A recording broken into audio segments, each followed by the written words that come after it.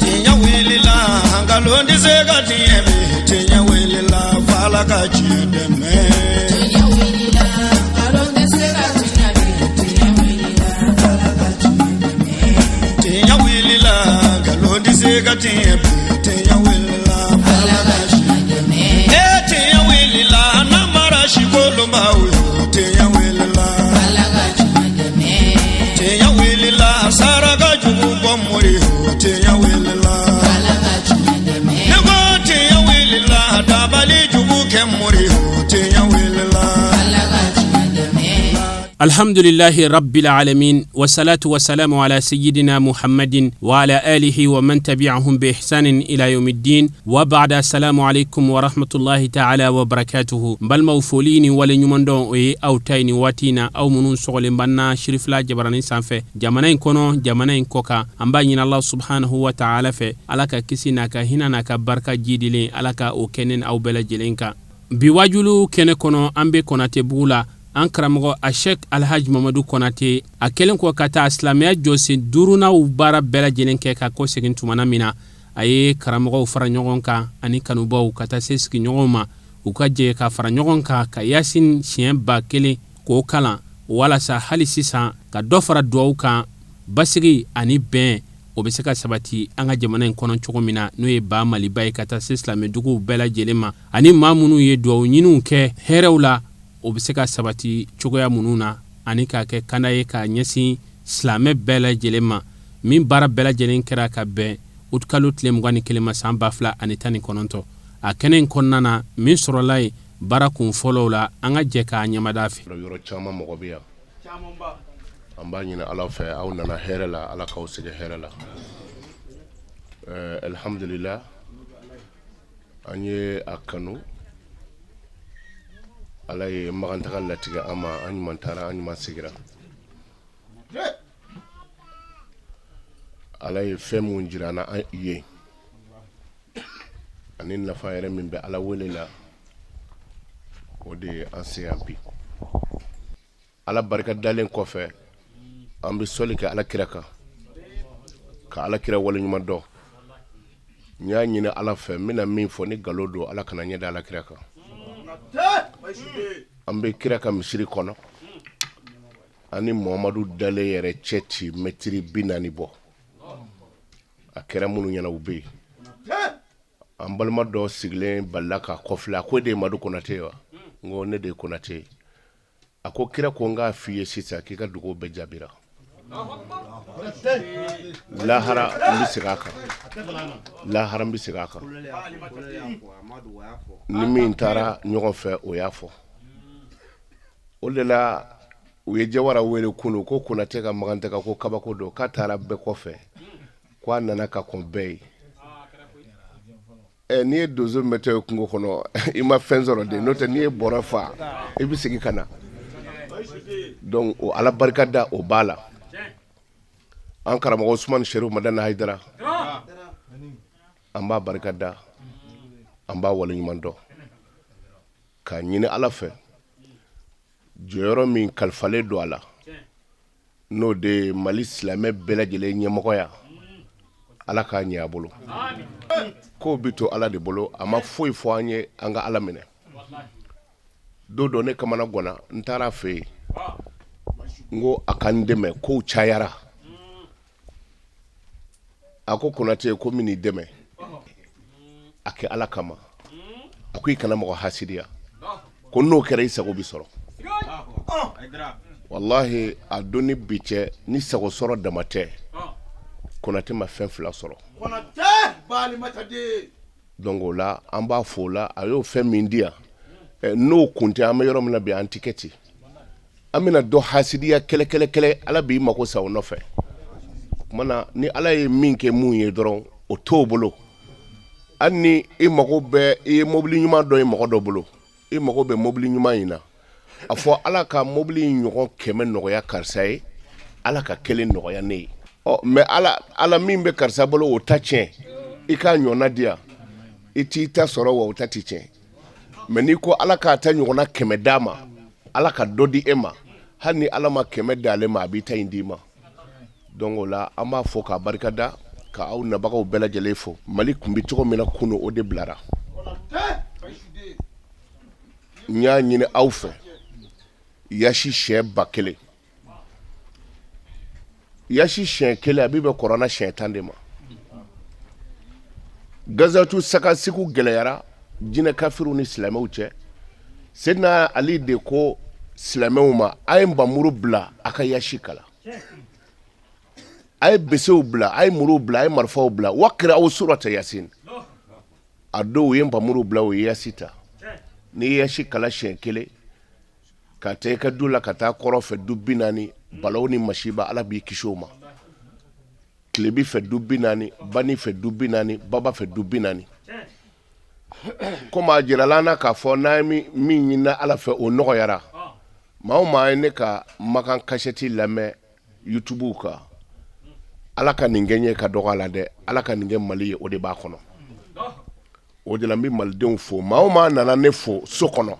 bɛɛ ko Konate e ma taa hiji k'i yɛrɛ i taara kɛ Mali de ye bon ni Mali tiɲɛna an bɛɛ tiɲɛna o donc o la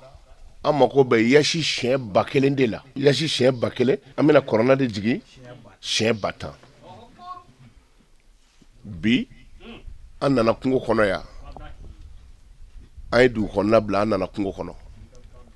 a gɔnna ala ka maaba bɛɛ kɔ u bɛɛ ye dugu bila ka taa kungo kɔnɔ kumana aw ye malidenw de ye ni bɛɛ y'i sigi ko fɔ jamana ɲɛmɔgɔw ka wari dɔ d'i ma i ka Mali dilan a bɛ dafiri kan dɛ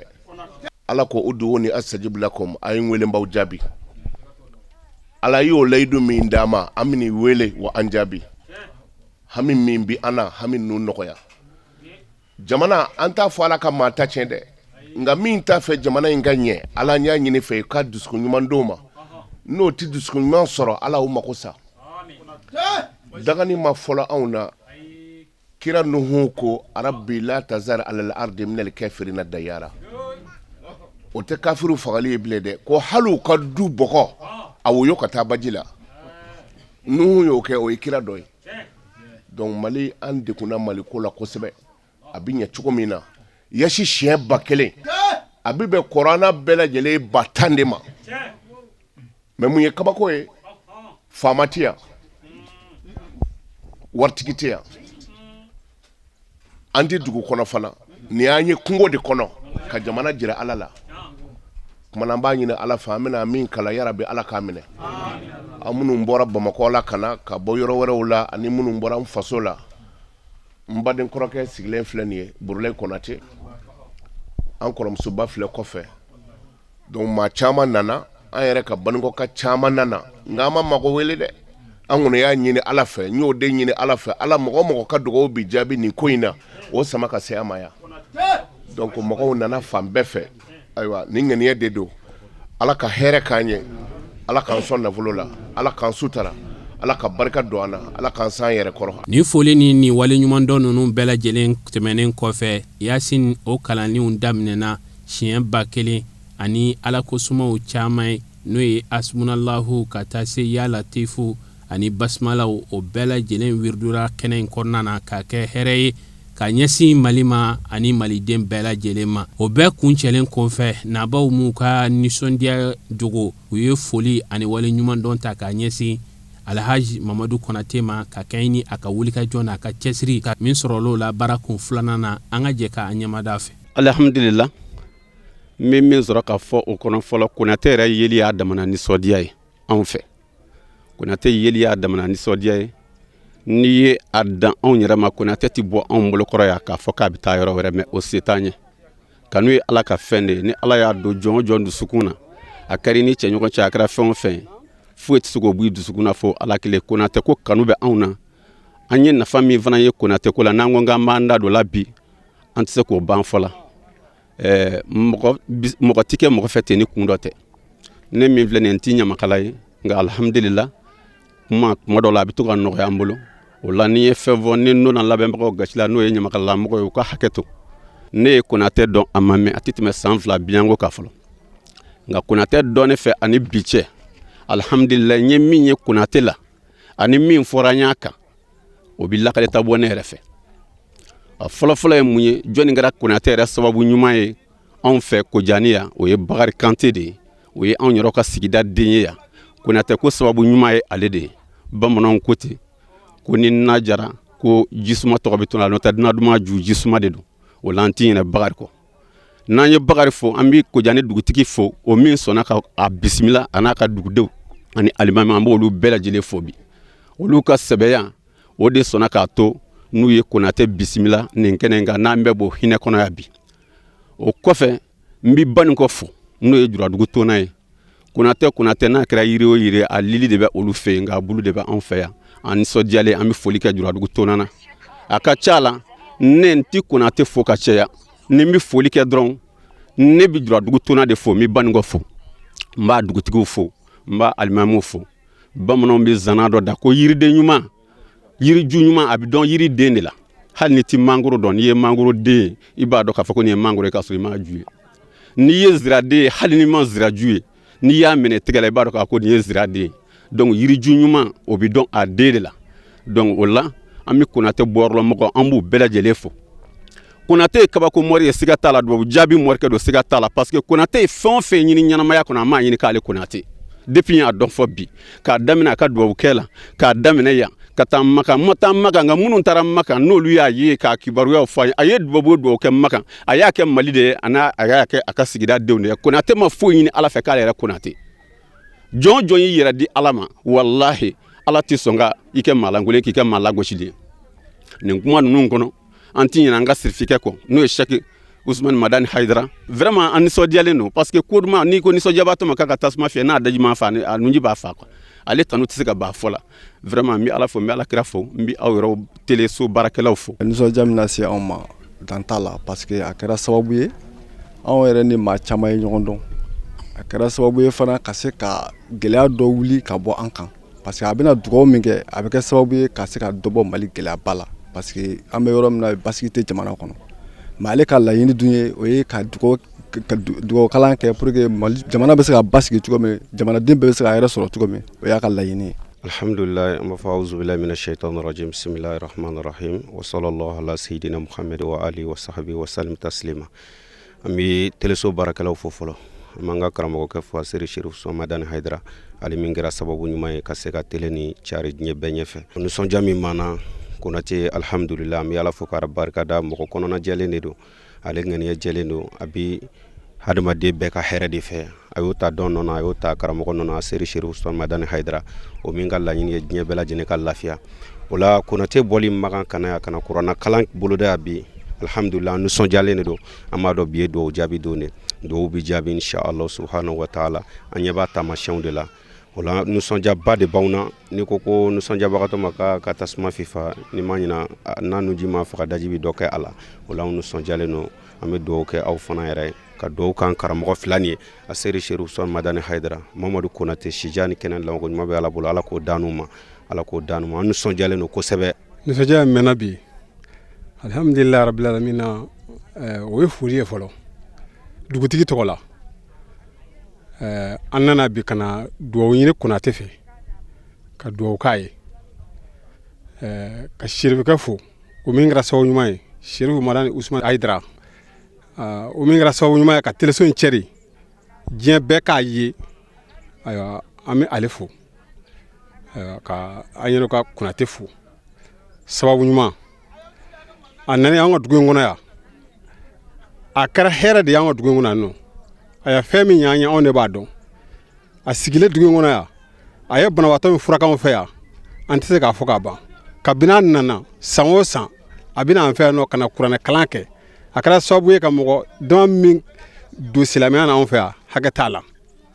o la bi an nana ka na dugutigi tɔgɔ la ka na duwawu ɲini a kɛ a fɛ ka foli kɛ a ye a ka magan t'a la ko Ala ka segin n'a ɲuman ye bi an b'a ɲini maa o maa nana kɛnɛ in kan bi kuranɛ kalanyɔrɔ in na yarabi a fɛn fɛn nakun ye duwawu ɲini ye min ni Ala ta bɛ bɛn Ala ka duwawu bɛɛ lajɛlen jaabi Ala ka duwawu bɛɛ lajɛlen jaabi an nakun de y'o ye ka na foli kɛ ka duwawu ɲini k'a fɛ a ka to ka salamu alhamdulilayi rabbil alamin ne kɔni filɛ yɔrɔ min na bi n se ka kuma caman kɛ bi nisɔndiyalen don fo ka tɛmɛ n'i ye jama ɲini kɛnɛ kan bi a nana ne yɛrɛ Burulayi de Konate kɔn dɔgɔnin ma dun a nalen de kɔn nka n'i ko ka kuma caman de tɛ fɛn nisɔndiya kojugu de y'a kɛ sababu ye n bɛ foli di silamɛ bɛɛ lajɛlen ma maa ma sen sira kɛnɛ kan yan u nana fɛn hami kɔnɔ ala ka hami bɛɛ nɔgɔya o de ye ne ka kumakan de sababu min y'an se kɛnɛ kan an ka shehu alhaji muhamadu konate karamɔgɔ kɔnɔnan jɛlen karamɔgɔ majigilen ale sababuya de ye an se kɛnɛ kan yan nɔ an nana kɛnɛ jumɛn na an bɛ ala barakada kɛnɛ kan Allah subhanahu wa ta'ala ale de y'a fɔ ka gafe bɛɛ kɔnɔ ko la in shakartum la azidannakum ko n'an y'ale ala wale ɲuman dɔ k'a b'an jidi an karamɔgɔba ye an selen a y'a yira na k'a fɔ ale bɛna ala barakada de kɛ masa min sɔnna ale ka taa hiji la ka duwawu kɛ a ka mustajabu k'u fana yira ala kɛnɛ kan yen nɔ donc a ye bɛɛ lajɛlen wele ka n'an fara ɲɔgɔn kan a bɛna ala barakada ka Allah subhanahu wa ta'ala ka a wele an ka jɛ ka ala wele ka ala deli jamana in ye a ka hiji baaraw la k'a ye fɛn fɛn bila neti kan an bɛɛ lajɛlen y'a ye k'a fɔ a ma duwawu kɛ a yɛrɛ kelen ye a ma k'a ka dɛmɛ a y'a bɛɛ lajɛlen kɛ jamana ye wa nin kɛnɛ in fana sigilen don ka ala barikada ka duwawu kɛ k'an ka jamana ye a bɛ se ka bɔ bolola cogo min na alhamdulilayi rabbil alamin na kuma foyi tɛ an bolo ka fɔ nin karamɔgɔ kɔnɔnan jɛlen ye karamɔgɔ min bɛ hɛrɛ kanu ni a ɲɔgɔn ye i n'a fɔ a b'a kanu ni a yɛrɛ cogo min na n sigilen nin kɛnɛ na alakira sallallahu alaihi wa sallama a ka hadisa dɔ n y'a ye k'a fɔ n ko alhaji sheikhuna muhamadu konate a ye o de waleya ni alakira b'a fɔ an ye salawatu rabbi wa salamu alaihi la yakmulu lil mar'i imanun hatta yuhibba li akhihi ma yuhibbu li nafsihi ni hadisa in alhaji sheikhuna muhamadu konate a ye nin waleya kalanden de b'ale bolo nin furu in kɔnɔ o sa jalo i n'a fɔ e yɛrɛ b'a dɔn cogo min na karamɔgɔ caman b'a bolo cogo min na kalanden caman b'a bolo ten a tun bɛ se ka nin kɛrɛnkɛrɛn a yɛrɛ n'a ka famille dɔrɔn ye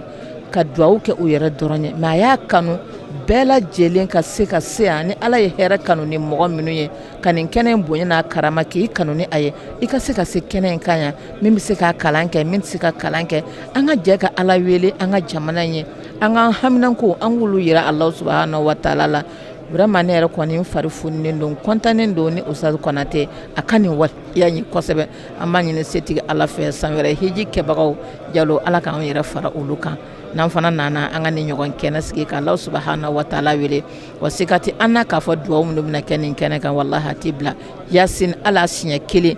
alakira ko sallallahu alaihi wa alihi wa sallam yasin lima quri alahum yasin siɲɛ kelen n'i y'a kalan fɛn min kama ko Allah subhanahu wa ta'ala b'i jaabi an bɔra ka yasin ba kelen de kalan sisan dalailu jiginni sigiyɔrɔma 7 hasbunallahu o ba caman de bɛna kɛ ani basmala ba caman donc an b'a dɔn k'a fɔ nin kɛnɛ in duwawu jaabi kɛnɛ de don an ka sababu ɲuman min kɛra sababu ye k'an ye nin kɛnɛ in kan an b'a fɔ k'a wale ɲuman dɔn k'ala ka barika don ani a kɔ la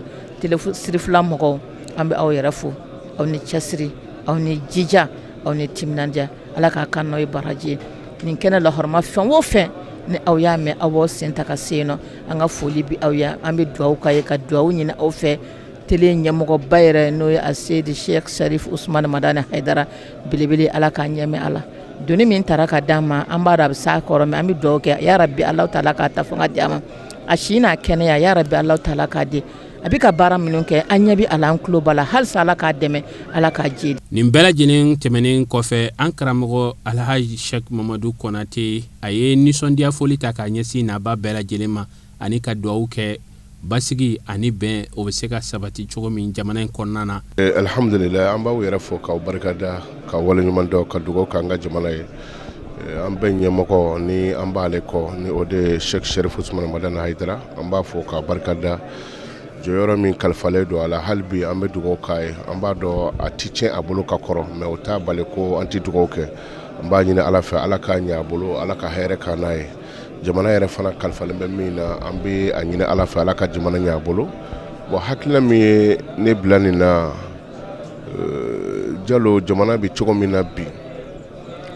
ala kira ka kuma don sallallahu alaihi wasallam daw amuradakum bisadaka waqbalu bala'akum biddu'a kira y'o de ɲini an fɛ k'a fɔ an k'an ka banajugu furakɛ ni saraka ye k'an ka tɔɔrɔ ɲɔni ka bɔ an kan ni dugawu ye don min na n'a tiɲɛna ala kira bolo sallallahu alaihi wasallam badiri kɛlɛ don kira y'a tɛgɛ kɔrɔta ye ala wele a ko ya hayyu ya qayyum bi rahmatika astaghithu a ye ala weleli nin yɔrɔ min na ala ye mɛlɛkɛw jigi ka bɔ sanfɛ ka ala kira dɛmɛ o de la ala ko ten ko n ye u dɛmɛ ni surasiw ye minnu t'i ye ɲɛ na bon an bɛ ɲininkali kɛ mɛlɛkɛw nana sahabaw dɛmɛ waati jumɛn badiri kɛlɛ la a y'a sɔrɔ kira ye ala de wele bon an ka jamana bi yɔrɔ min na bi Mali ala wele dɔrɔn de bɛ se ka Mali bɔ dingɛ kɔnɔ an taara Maka ala ye min jira an na an ye min ɲini ala fɛ jamana kan b'a dɔn ala ye min jira an na fana an y'o dɔn bon ka an sigi nin kɛnɛ kan hakilina min ye an bila a la an ka fasoden ɲumanya ani ni ala yɛrɛ weleli tɛ gɛlɛya ti wuli fiyewu o de an bila a la fasoden ɲumanya o de an bila a la alhamdulillah kɔjanikaw ni o de marakakungo n'a lamini duguw ye u bɛɛ bɔra ka na an sɔrɔ yan u ye an kanu ka dugukolo in di an ma bon an fana y'an bolo don a kɔrɔ u ye a dini kanu min ye fana u ma to kɔfɛ fɛn o fɛn bɛ kɛ nin foro in kɔnɔ yan walima Bamakɔ nin bɛɛ de bi an sɔrɔ a kɛnɛ kan an yɛrɛ balima caman nana danaya yɔrɔ dɔ de ye u bila a la parce que nin ti a siɲɛ fɔlɔ ye nin baara in na foro in kɔnɔ yan n'i y'a ye n'a fɔra ko dugawu bɛ yen dɔrɔn u bɛɛ bɛna ɲɔgɔn sɔrɔ yan Jalo danaya yɔrɔw de yela a la n'i yɛrɛ bɔra k'an balakaw lajɛ sisan i ɲɛ bɛ bitɔnniw na u bolo fan bɛɛ fɛ ne yɛrɛ ye dɔ ɲininka don dɔ n ko ni bitɔn b'aw bolo n ko ji bɛ an fɛ yan ko ayi ko ni dugawu kalanna ji min na ko n'o kɛra ni hami min ye k'o bɛ nɔgɔya donc bitɔnni bi bɛɛ bolo kɛrɛfɛ vraiment ne bɛ ala fo dɔrɔn danaya min ye u se yan o jigiw bi fa n bɛ ala fo o la donc ka waleɲuman dɔn ka ɲini ala fɛ ala ka hɛrɛ k'an ye an ka jamana ala k'a basigi n bɛ kalanbaga ninnu fo kosɛbɛ Yasi kalanna sisan o de la jama ka di Jalo Yasi kalanna sisan siɲɛ 1000 o kan ka bɛn kɔrɔna bɛɛ lajɛlen jiginni ba 10 de ma donc o de kɛra sisan Dalayilu kalala siɲɛ 7 hasbunallahu wa ni'mal wakil 124 o kɛra bismillahir rahmanir rahim 124 o kɛra ni nin bɛɛ ŋunana n'an ka jamana ye Jalo Mali bi basigi sisan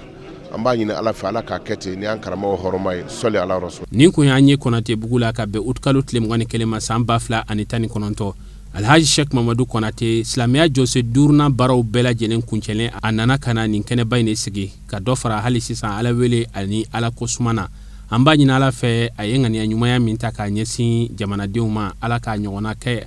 ala k'a kɛ hɛrɛ ye jamanadenw bɛɛ lajɛlen ma k'a kɛ basigi ye Mali ma ka Mali samiya diya ani silamɛdugu bɛɛ lajɛlen foli ni wale ɲuman dɔn k'a ta k'a ɲɛsin aw ma ni waati in na aw minnu sɔgɔlenba na jamana in kɔnɔ jamana in kɔ kan an b'a ɲini ala fɛ ala ka waati wɛrɛ yira na wassalamu alaikum wa rahmatullahi ta'ala wa barakatuh